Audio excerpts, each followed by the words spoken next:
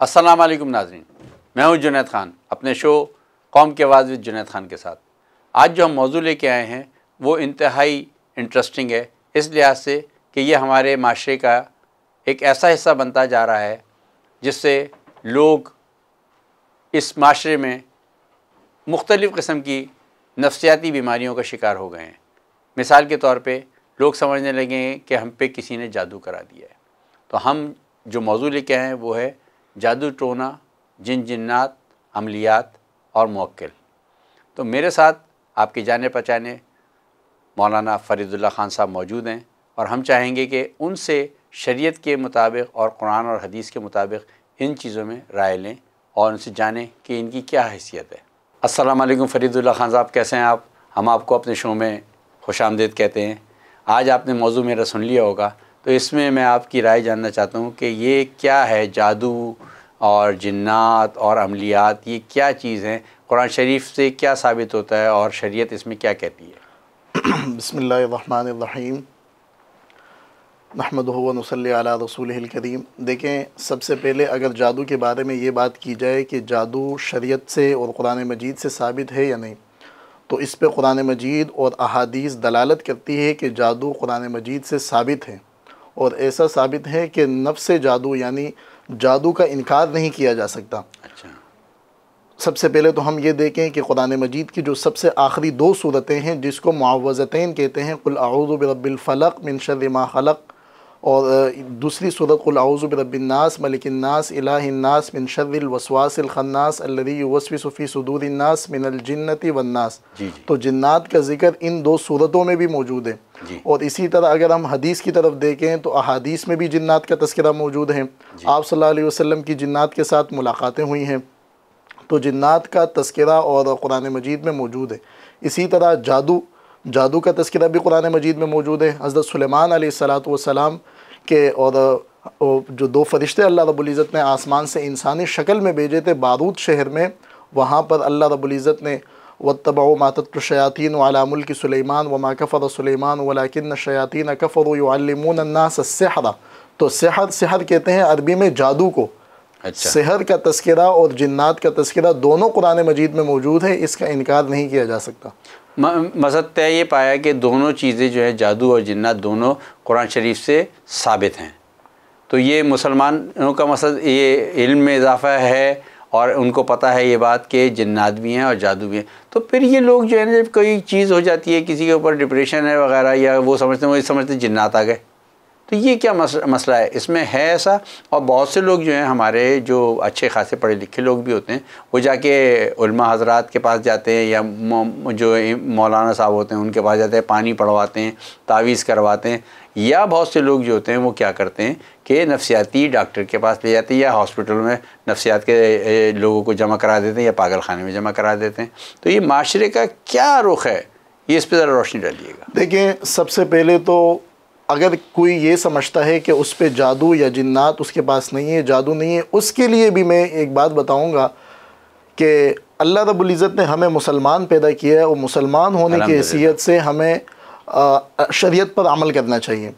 آپ صلی اللہ علیہ وسلم نے ہمیں یہ بتایا ہے کہ آپ روزانہ یہ مسنون دعائیں جو آپ صلی اللہ علیہ وسلم خود اپنے اوپر پڑھتے تھے، حالانکہ سب سے بڑے نبی اور آخری نبی تھے، لیکن آپ اپنے آپ کو چیزوں سے، اپنے آپ کو ان بلاؤں سے بچانے کے لیے آپ صلی اللہ علیہ وسلم نے دعائیں سکھائی ہیں۔ جادو تو نبی کریم صلی اللہ علیہ وسلم پہ بھی ہوا ہے۔ جی، جادو آپ صلی اللہ علیہ وسلم پر ہوا ہے، اس کی طرف میں آؤں گا۔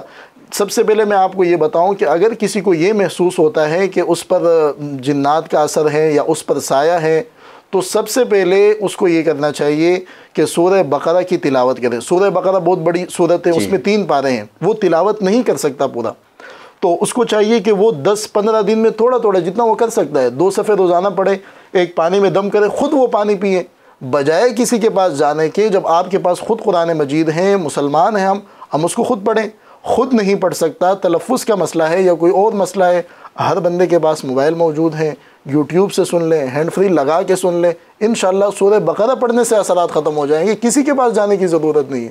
مولانا صاحب، مسئلہ ہمارے ساتھ یہ ہے کہ ہماری قوم جو ہے نا، اور ہم لوگ جو ہیں وہ آسانی کا راستہ ڈھونڈتے ہیں، وہ سب سے پہلے یہی کسی سے ذکر کرتی ہے، کوئی عورت ہوئی کوئی مرد ہوئی، جب ذکر کرتی ہے کہ بھئی میری طبیعت خراب ہو رہی ہے، یہ میرے ساتھ یہ مسائل آ رہے ہیں، یا میری عمر کا تقاضا ہے یہ وہ، مگر دوسری جو عورتیں ہوتی ہیں وہ اس کو کہتی ہیں نہیں تم پہ کسی نے جادو کرا دیا ہے، تو وہ شک میں ڈال دیتی ہیں۔ یہ شک جو ہے نا، یہ ڈپریشن اور یہ سب چیزوں کو بڑھاوا دیتا ہے، اور وہ انسان کے آپس میں رشتے بھی ختم کراتا ہے، اور یہ شک تو دیمک کی طرح ہوتا ہے۔ تو آپ اس معاملے میں کیا کہتے ہیں کہ کیا عورتوں کو یا مردوں کو ایسا صلاح دینا چاہیے کہ اس کو اور بڑھاوا دینے، اس کو اور شک میں ڈالنے جو پہلے ہی ایک مریض ہے؟ اس کے بارے میں بھی میں آپ کو بتاؤں گا کہ قرآن مجید کی جو آخری 2 صورتیں ہیں اس کو معوذتین کہا گیا ہے۔ معوذتین کا مطلب ہوتا ہے یعنی پناہ مانگنا۔ ہم اعوذ باللہ من الشیطان الرجیم پڑھتے ہیں، اس کا ترجمہ ہم نے سنا ہوگا کہ اے اللہ میں پناہ مانگتا ہوں، تو اس آخری جو 2 صورتیں ہیں اس کو بھی معوذتین کہا گیا ہے۔ تو جو لوگ دوسرے کے دلوں میں وسوسہ ڈالتے ہیں، آپ پر جادو ہوا ہے تو ان کو چاہیے کہ وہ آخری یہ 2 صورتیں پڑھیں۔ اس میں اللہ رب العزت نے فرمایا ہے کہ من شر الوسواس الخناس الذی یوسوس فی صدور الناس، اے اللہ میں پناہ مانگتا ہوں ان لوگوں سے جو لوگوں کے دلوں میں وسوسہ ڈالتے ہیں۔ تو اگر وہ جنات لوگوں کے دلوں میں وسوسہ ڈالتے ہیں یا ایک انسان دوسرے انسان کے دل میں وسوسہ ڈالتا ہے، تو بحیثیت مسلمان چھوٹی سی صورتیں ہیں، روزانہ پڑھ کے پانی میں دم کر کے اپنے آپ پہ روزانہ ہر نماز کے بعد یا صبح و شام ان 2 صورتوں کو اور اس کے ساتھ سورہ اخلاص بھی ملائیں تو بہت اچھی بات ہے۔ یہ صورتیں اپنے اوپر پڑھیں اور اللہ رب العزت نے اس میں بڑی شفا رکھی ہے۔ البتہ اگر کسی کو یہ لگتا ہے کہ یہ بیماری میری کوئی طبی بیماری ہے، ڈاکٹر کی بھی یعنی ڈپریشن کا مسئلہ ہے، تو شریعت نے نہیں روکا ہے، وہ ڈاکٹر کے پاس بھی جائیں، وہاں پر بھی اپنا علاج کرائیں۔ روزانہ 3 صورتیں ہیں، بہت آسان کام ہے، 1 منٹ میں ہو جاتی ہیں، یہ بھی پڑھیں، دونوں طریقے اختیار کریں۔ تو یہ کوئی ایسی بات نہیں ہے کہ اس کا حل نہیں ہے شریعت میں۔ جیسے آپ نے بتایا، اب یہ مجھے بتائیے کہ آپ جانتے ہیں ہمارا معاشرہ کیسا ہے، تو کیا جادو کسی نے کسی پہ کروایا تو جو جادو کرانے والا ہے اس کی کیا سزا ہے؟ اسلام میں کیا سزا آپ سمجھتے ہیں کہ اس کی سزا ہے، آخرت میں یا دنیا میں؟ دیکھیں اس کی سزا بہت سخت ہے۔ ترمذی شریف کی حدیث ہے، آپ صلی اللہ علیہ وسلم نے فرمایا کہ حد الساحر ضربۃ بالسیف، جادوگر کی سزا یہ ہے کہ اس کو تلوار سے مارنا ہے۔ اتنی بڑی سزا اس کے لیے رکھی، یعنی ایسا جادوگر جو لوگوں پہ جادو کر کے یا لوگوں کو قتل کروانے کے لیے جادو کرتا ہے۔ اور اسی طرح جادو کی بھی بہت سارے اقسام ہیں۔ اگر جادو میں شریعت کے جو عقائد ہیں ان کے خلاف ورزی کی جائے تو وہ کفر تک چلا جائے تو اس سے بندہ کافر ہو جائے گا۔ ایسا جادو کر کے یا ایسا جادو کسی اور پر کروا کے، یعنی کسی کو قتل کروانا اور اس کے قتل کو جائز سمجھ کے کرنا۔ اور اسی طرح اگر جادو حرام کام کے لیے ہو، یعنی میاں بیوی ہیں، ان دونوں کا رشتہ ختم کروانے کے لیے کسی کے پاس جانا اور اس سے جادو کروانا، تو ایک حرام کام ہے میاں بیوی کے آپس میں تعلقات کو ختم کرنا، اس کا بہت سخت گناہ ہے۔ اور جادوگر کے بارے میں آپ صلی اللہ علیہ وسلم کی حدیث ہے کہ اس کو تلوار، حضرت عمر رضی اللہ تعالیٰ عنہ کا واقعہ مشہور ہے کہ انہوں نے اپنے دور خلافت میں باقاعدہ اپنے گورنروں کو خط لکھا تھا کہ جادوگر اگر تمہیں ملے تو انہیں قتل کر دو۔ تو اتنی بڑی سخت سزا رکھی ہے۔ تو جو جادوگر لوگوں پہ اس طرح جادو کروائیں کہ لوگوں کے تعلقات ختم کریں، لوگوں کو بدعقیدہ کفر کی طرف لے جائیں، تو اس کی سزا شریعت نے بہت سخت رکھی ہے۔ اچھا یہ بتائیے کہ یہ جادو تو اللہ تعالیٰ نے 2 فرشتوں کے ذریعے اتارا تھا، تو یہ پھر یہ شرک کی طرف لوگ کیسے چلے گئے، اور یہ کیا اللہ میاں نے کیوں اس کو اتارا تھا، کس کام کے لیے اتارا تھا، اور لوگ اس کو کس طرف کو لے گئے؟ حضرت سلیمان علیہ السلام کے دور میں لوگوں میں جادو کا بہت زیادہ رواج ہو چکا تھا، یعنی ہر بندہ جادو کو سیکھنے کی کوشش کرتا۔ تو ہر امت میں اللہ رب العزت نے بعض آزمائشیں بھیجی ہے لوگوں کو آزمانے کے لیے کہ کون اچھے لوگ ہیں، جنت والے لوگ ہیں، اور کون دوزخ میں جانے والے لوگ ہیں۔ تو اس زمانے کی سب سے بڑی آزمائش یہ تھی کہ جادوگر بہت زیادہ تھے۔ اچھا، تو اللہ رب العزت نے 2 فرشتوں کو آسمان سے انسانی شکل میں اتارا۔ سورہ بقرہ میں پورے واقعے کو اللہ تعالیٰ نے ذکر کیا ہے۔ اچھا، اور وہ لوگوں کو جادو سکھاتے، لیکن صرف جادو سکھاتے اور لوگوں کو کہتے کہ اے لوگوں یہ جادو تمہیں کفر کی طرف نہ لے جائے۔ تو یہ جادو اللہ رب العزت نے قرآن مجید میں سورہ بقرہ میں اسی آیت میں فرمایا کہ وما کفر سلیمان ولکن الشیاطین کفروا یعلمون الناس السحر۔ سلیمان علیہ السلام نے کفر نہیں کیا۔ بعض لوگ کہتے ہیں کہ جادو تو سلیمان علیہ السلام نے لوگوں کو سکھایا، فرشتوں نے سکھایا۔ اللہ تعالیٰ نے فرمایا کہ سلیمان علیہ السلام نے کفر نہیں کیا، کفر تو شیاطین نے کیا۔ یعنی یہ فرشتے جب آتے تو یہ لوگوں کو جادو سکھاتے اور لوگوں کو ساتھ یہ بھی کہتے کہ اے لوگوں ہم تمہیں جادو اس لیے سکھا رہے ہیں تاکہ جادوگروں سے تم بچ جاؤ، یہ تمہیں فتنے میں نہ ڈال دیں۔ تو وہ جادو لوگوں کو بتانے کے لیے پہلے ان کو سکھاتے کہ یہ طریقہ کار ہے، لیکن تم نے ان کو غلط طریقے کے لیے استعمال نہیں کرنا بلکہ اپنے آپ کو بچانے کے لیے استعمال کرنا ہے۔ تو جس طرح اگر کوئی یہاں پہ کوئی بڑا ڈاکٹر آئے اور وہ کسی مثال کے طور پہ ڈینگی سے، تو ڈینگی کے بارے میں پہلے وہ لوگوں کو معلومات دے گا کہ ڈینگی اس طرح ہوتا ہے اور اس سے بچنا اس طرح ہے، تو وہ فرشتے اس طرح آئے کہ پہلے لوگوں کو بتاتے ہیں کہ جادو اس طرح ہوتا ہے اور تم نے اس سے بچنا ہے۔ جادو اس وجہ سے سکھاتے تاکہ لوگ شیاطین ان کو گمراہ کر کے جادو کی طرف نہ لے جائیں۔ تو جادو کی یہ حقیقت ہے۔ اب دیکھیں یہ جو عملیات کرتے ہیں لوگ اور لکھا ہوتا ہے، ان کے بڑے بڑے بورڈ لگے ہوتے ہیں، تو اس میں جو ہے یہ شیطانی عمل کرتے ہیں۔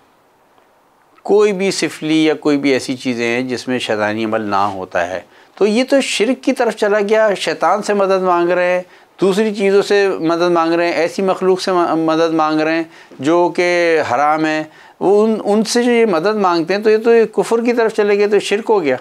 دیکھیں اگر جادو میں کوئی شرکیہ کام کر کے، مثال کے طور پہ جہاں تک میرا مطالعہ ہے، جہاں تک میں نے دیکھا ہے، جادو جس میں کالا جادو جو سب سے خطرناک جادو ہے، اس کو کرنے کے لیے جادوگروں کے بقول، ان کے بقول یہ بغیر حرام کام کے ممکن ہی نہیں ہے اس کو سیکھنا۔ اچھا، یعنی اس کے لیے حرام کام کرنے پڑیں گے تبھی، یعنی شیطان کو اپنے قابو میں کرنا۔ تو شیطان کسی نیک آدمی کے پاس تو نہیں آئے گا، شیطان یا شیطانی جنات کو قابو کرنا وہ ظاہر ان اعمال سے ہوگا۔ تو اگر کوئی جادو اس طرح سیکھتا ہے کہ شیطانی اعمال کر کے یا وہ بدعقیدگی کر کے، یا بعض میں ایسے واقعات ہیں کہ ان کو ذکر کرنا بھی میں اس کو مناسب نہیں سمجھتا ہوں، یعنی کہ پاخانہ کہا کے کہتے ہیں کہ پہلے پاخانہ کہا کے یہ عملیات سیکھنے پڑتے ہیں، تو اس طرح اگر ہیں تو یہ شریعت میں ناجائز اور حرام ہے۔ اور اسی کے میں نے آپ کو حدیث میں سزا بتائی تھی کہ اس کی سزا ضربۃ بالسیف، تلوار کی سزا ہے۔ دیکھیں نا، ایک جادو کرنے والا ہے اور ایک جادو کروانے والا ہے۔ جو کروانے والا ہے وہ سمجھتا ہے میں تو بچ جاؤں گا، اور جادو کرنے والا جو ہے نا وہ جادو کر رہا ہے تو سارا گناہ اس پہ۔ تو آپ کی نظر میں دونوں برابر شریک ہیں یا اس میں مختلف رائے آپ؟ جادو کرنے والا، جادو کروانے والا، دونوں پہ لعنت آئی ہے۔ جس طرح خیر کا کام خود کرنے پہ ثواب ملتا ہے، دونوں پہ لعنت ہے؟ جی، دونوں پہ لعنت آئی۔ ایک چیز اور میں نے پوچھا تھی کہ یہ جنات ہیں اور یہ موکل ہیں، یہ دو الگ الگ چیزیں یہ ایک ہی چیز؟ جیسے ہم نے سنا ہے کہ ہر قرآن شریف کی جو ایک ایک لفظ ہے اس کا ایک ایک موکل ہے، تو کیا ایسا ہی ہے یا جنات اور موکل ایک ہی چیز ہے؟ کیا ہے، ذرا روشنی ڈالیے گا۔ دیکھیں موکل کا اس میں فاعل کا صیغہ ہے عربی قاعدے کے مطابق۔ جیسے وکیل ہوتا ہے، وکیل کہتے ہیں ہم، وکیل اس کو کہتے ہیں جس کی طرف ہم اپنا مسئلہ حوالہ کریں اور وہ جج کے سامنے ہمارا مقدمہ لڑیں، یعنی ہم خود وہ مقدمہ نہیں لڑ سکتے تو ہم وکیل کی طرف سپرد کرتے ہیں، اردو میں جس کو سپرد کرنا۔ تو موکل بھی اس کو کہتے ہیں جس کی طرف اپنا معاملہ سپرد کیا۔ تو جنات کو قابو میں کر کے یا شیطان کو قابو میں کر کے اس کی طرف اپنے معاملات سپرد کرنا، موکل اور جنات، تو یہ دونوں اگر اس معنی میں لیے جائے تو دونوں ایک ہی معنی میں۔ یہاں پر میں ایک اور بات بتا دوں، بعض لوگ کہتے ہیں، ان کا دعویٰ یہ ہوتا ہے کہ جنات میرے قابو میں آ چکے ہیں، تو جنات مکمل طور پہ کہتے ہیں محبوب میرے قدموں میں۔ جی، جنات محبوب جو ہے آپ کے جو ہے نا چند لمحوں میں جو ہے نا محبت میں بدل دیا جائے گا۔ یہ سب بورڈ پہ جو ہے کافی الفاظ لکھے ہوئے ہوتے ہیں کہ محبوب آپ کے قدموں میں وغیرہ وغیرہ، تو یہ سب یہ ان کے ایڈورٹائزمنٹ ہوتی ہے، ایسی بات نہیں ہے۔ لوگوں نے اس کو کاروبار بنا دیا ہے۔ تو جنات یا شیاطین ایسا بھی نہیں ہے کہ بالکل ہی انسان کے قبضے قدرت میں آ جائے، انسان جو چاہے اس سے فیصلے کروائے، ایسا ممکن نہیں ہے۔ ہاں، عملیات کر کے اس سے اپنے بعض ان کے احکامات کو سنتے ہیں۔ اچھا، جنات اور شیاطین یہ بہت سرکش مخلوق ہیں، اچھا، اتنی سرکش مخلوق ہے کہ شیطان نے تو اللہ تعالیٰ کا سجدہ کرنے سے انکار کر دیا تھا، تو وہ انسان کے قدرت میں، انسان کے قبضے میں کیسے آ سکتے ہیں؟ تو یہ سوچنے والی بات ہے، بالکل انسان کے قبضے قدرت میں نہیں آتی۔ بالکل صحیح آپ نے فرمایا۔ ناظرین، ہم اس پروگرام کا یہیں اختتام کرتے ہیں۔ امید ہے کہ آپ کو پروگرام پسند آیا ہوگا، اور یہ معاملے ایسے ہیں کہ اس میں جو ہے نا شرک کی طرف آپ کو لے آتے ہیں، تو کوشش کیجئے کہ اگر واقعی کوئی مریض ہے تو اس کو ڈاکٹر کے پاس لے کے جائیں اور اس کا پراپر علاج کرائیں۔ ہاں، کچھ چیزیں ایسی ہیں جو قرآن شریف سے موجود ہیں اور کچھ سورہ ایسی ہیں جو کہ لکھا ہوا ہے کہ قرآن شریف جو ہے کہ اللہ تعالیٰ نے کہا کہ یہ حکمت ہے اس میں، تو اس میں حکمت تلاش کریں اور اچھے علماء کے پاس جا کے جو ہے نا اس سے مفید ہونے کی، مستفید ہونے کی کوشش کریں اور ان چکروں میں نہ رہیں کہ جس سے آپ شرک کی طرف چلے جائیں۔ توحید پہ قائم رہیں، آپ کے اور ہمارے ایمان کو اللہ تعالیٰ سلامت رکھے۔ اللہ حافظ۔ وائس آف نیشن کی ویڈیوز دیکھنے کے لیے ہمارا چینل سبسکرائب کیجیے اور بیل کے آئیکن پر کلک کیجیے تاکہ آپ ہماری تمام آنے والی ویڈیوز سے باخبر رہ سکیں۔